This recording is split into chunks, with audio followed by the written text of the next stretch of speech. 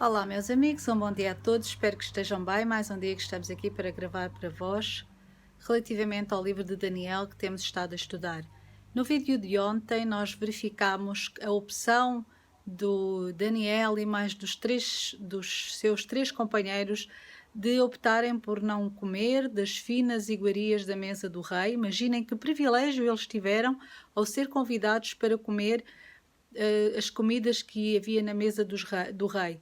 E reparem que se hoje em dia participar em banquetes, em jantares, almoços, é bom para os negócios, também já naquele tempo, à mesa certamente faziam-se os bons negócios e à mesa era também um simbolismo de que os povos se reuniam e discutiam, portanto, aquilo que tinham para decidir relativamente a guerras, outros povos e até ao governo das nações. E é dada então a Daniel e aos seus companheiros o privilégio de poderem comer da mesa do rei.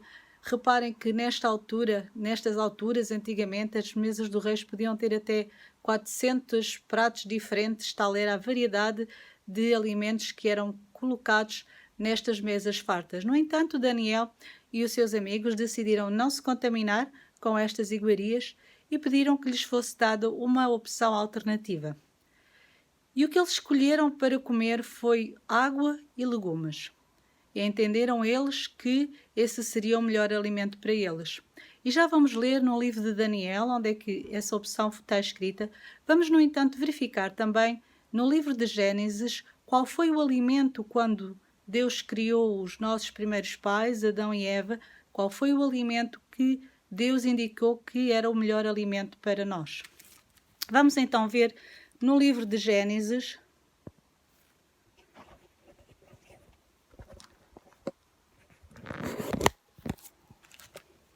no capítulo 1,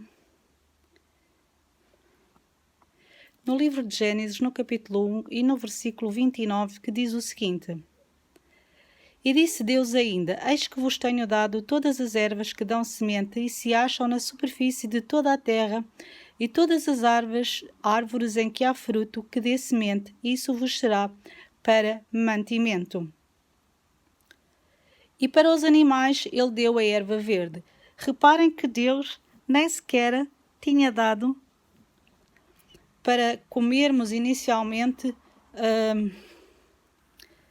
as verduras, porque as verduras vieram mais tarde a haver necessidade de nós as comermos quando o pecado entrou no mundo, porque com a entrada do pecado entrou a doença e entraram também as contaminações e havia necessidade de que as verduras varressem as impurezas do nosso corpo devido também à entrada do pecado. Carne só foi permitida comer a partir do momento que houve o dilúvio. Como eles não tinham nada para comer, porque estava tudo destruído pelo dilúvio, Deus permitiu então que os homens pudessem comer carne. Mas inicialmente não foi esse o tipo de alimentação que Deus queria que nós fizéssemos. O tipo de alimentação que Deus queria que nós fizéssemos era efetivamente de verduras, legumes, sementes e frutos. E no livro de Daniel, no capítulo 1 e no versículo 10, diz então o seguinte: Disse o chefe dos eunucos a Daniel: Tenho medo do meu senhor, o rei que determinou a vossa comida e a vossa bebida, porque pois veria ele o vosso rosto mais abatido do que o dos outros jovens da vossa idade. Assim poríeis em perigo a minha cabeça para com o rei. E reparem que Daniel entendeu a posição também deste chefe. No entanto, ele pediu-lhe que os experimentasse e disse, portanto, ao cuidar de Daniel, Ananias, Misael e Azarias, os seus três companheiros, ele disse: Experimenta-nos, peço-te, os teus servos 10 dias e que nos deem legumes a comer e água a beber. Então se veja diante de ti a nossa aparência e a dos jovens que comem das finas iguarias do rei, e segundo vires, age com os teus servos. E ele atendeu e os experimentou 10 dias. e no fim dos 10 dias a sua aparência era melhor. Eles estavam mais robustos do que todos os jovens que comiam das finas iguarias do rei. Com isto, o cozinheiro-chefe tirou deles as finas iguarias e o vinho que deviam beber e lhes dava legumes. Ora, a estes 4 jovens Deus deu conhecimento e inteligência em toda a cultura e sabedoria, mas a Daniel deu inteligência de sonhos e visões. E vencido o tempo determinado pelo rei para que os trouxessem, o chefe dos eunucos os trouxe à presença de Nabucodonosor. Então o rei falou com eles, entre todos, e não foram achados outros como Daniel, Ananias, Misael e Azarias. Por isso passaram a assistir diante do rei. E em toda a matéria de sabedoria e de inteligência, sobre o que o rei lhes fez perguntas, os achou 10 vezes mais doutos do que os magos encantadores que havia em todo o reino. E Daniel continuou até ao 1º ano do rei Ciro. Reparem então